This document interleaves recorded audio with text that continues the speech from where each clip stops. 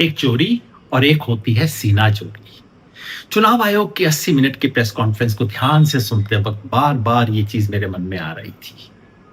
ये सीना चोरी हमें कहां तक लेके जाएगी? 40 साल से मैं इस देश के चुनाव आयोग को देख रहा हूं, उसके बयानों को पढ़ रहा हूं।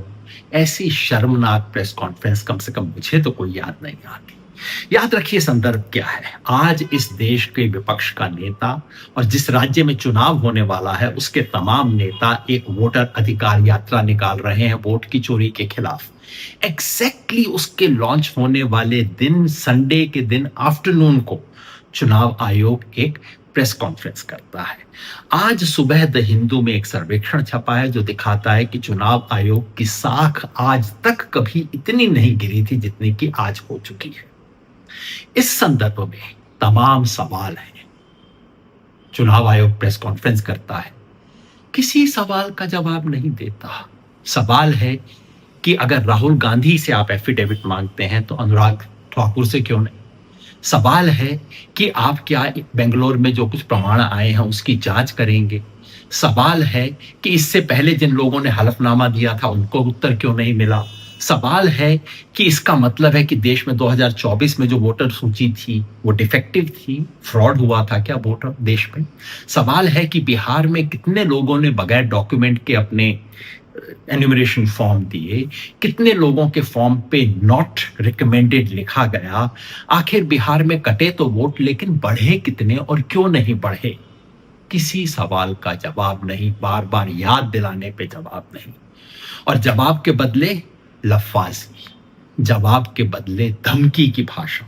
इस देश की संवैधानिक संस्था का प्रमुख देश के विपक्ष के नेता को धमका रहा है। ऐसा कभी नहीं हुआ। 2002 में नरेंद्र मोदी जी ने उस समय के चुनाव आयुक्त लिंगदो साहब का नाम लेकर जनसभाओं में मखौल उड़ाया था। चुनाव आयोग ने सर झुका के सिर्फ अपना काम किया था। आप चुनाव आयुक्त हैं, आपकी जिम्मेवारी है कि अगर देश में सवाल उठ रहे हैं तो आप कहें हम जांच करवाएंगे। ऐसी दूध का दूध और पानी का पानी कर दें कि आपके आलोचक भी दांत में उंगली दबाने के लिए मजबूर हो जाए। आपका काम है कि कल तक किसी के मन में अगर शक था तो उस शक को आप समाप्त कर दें। लेकिन आज चुनाव आयोग ने जिस तरह की भाषा का प्रयोग किया, झूठ का, धमकी का, इतना बड़ा झूठ कि पूरे बिहार में हर जगह पे बीएलओ ने मीटिंग की और लोगों के सामने मृतक और स्थानांतरित लोगों की सूची दी। सफेद झूठ।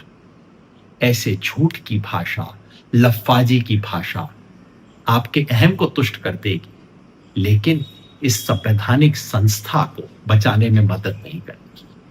मैंने इस देश के चुनाव आयोग की तारीफ भी की है, दुनिया भर के चुनाव आयोग को देखा भी है।